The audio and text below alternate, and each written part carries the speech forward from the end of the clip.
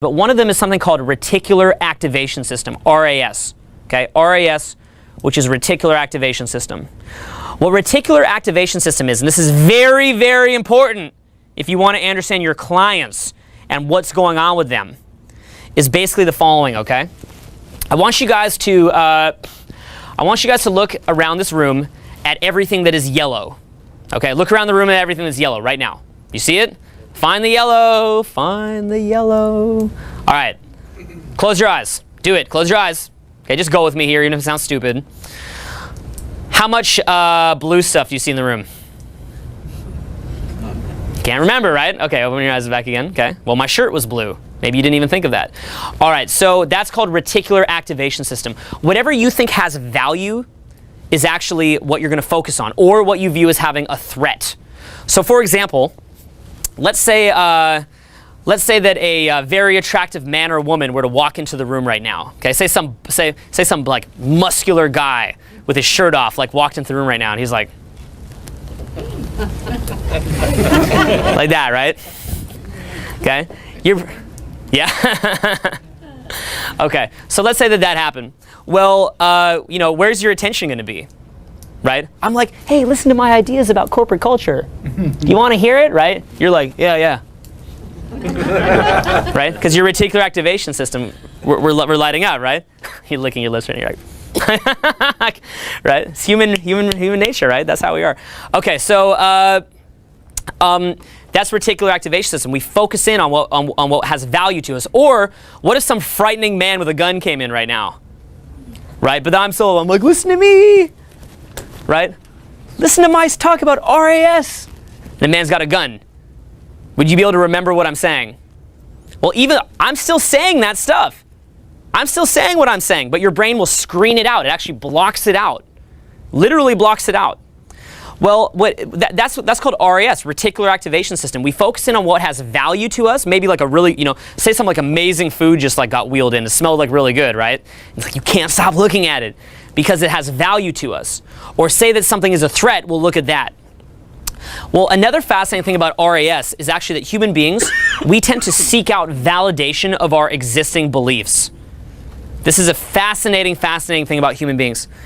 We humans, we're a very interesting creature in that we would rather learn something that reinforces what we already believe to be true than learn something that's brand new and that conflicts with our existing beliefs. And a major reason why is because we want to stay confident. If you have a really strong belief about something and it turns out to be false, what's going to happen? Now you've got to question all your other beliefs.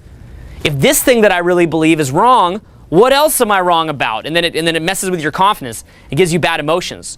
So something that RAS does is it actually will focus in on what we believe to be true. You actually have a belief about what you deserve in life. You have a belief about what your status is. And you'll keep looking for evidence to back it up and screening out any evidence that conflicts it. So let's say that you think that you're unattractive, okay? Say that you thought you're not an attractive guy. And then some girl came up to you and she's like, that's a nice shirt. Hey, you know what your brain's gonna do? Your brain's gonna be like, she's teasing me. She's making fun of me. You know what I'm saying, right? Anyone here ever done that when you're younger, maybe? Some girl actually gives you attention, then you think she's making fun of you. But on the other side, if you think that you're really attractive, and then some girl even just is like that, what's your brain probably thinking? Oh, she likes me. Yeah, she likes me, right? You guys know Pepe Le Pew from Looney Tunes? Yeah. You guys remember him, right? Yeah. And every single thing that like this cat would do, he'd think it's because the cat's like in love with him. Yeah. That's because his RAS thinks that every woman loves him, and it's like romantic, right? So his RAS would just keep believing that that's what he's entitled to, that that's his entitlement. Well, generally speaking, like what we believe that we're entitled to is what we're going to get in life. That's generally speaking what's going to happen. And our brain is actually going to make us like, our brain, if we think that we're not entitled to a lot of success, creates something called success barriers. Our brain actually blocks out all these cool opportunities that we have to have success because our brain just thinks that we're not deserving of success, so it'll block it out. On the flip side, if you think that you're entitled to a lot of success and a lot of happiness, your brain will block out obstacles. You won't even look at different obstacles, and you'll just look at opportunity. You'll just see opportunity right in front of you. It's kind of cool how that works, right? Well, that's what a strong sense of entitlement is. It's like I am entitled to a great review from my customers. I'm entitled for people to like me. I'm entitled for people to be positive around me. And that's what your reticular activation system focuses in on. That's what you see. Like, yes, okay? That's it. That is all. That is your reality. We call this a self-fulfilling prophecy. Could you guys say that word with me? Self-fulfilling prophecy. Okay. This is such a shy, high-tech company. I can't believe it. All right, let's try it again. Self-fulfilling prophecy. All right.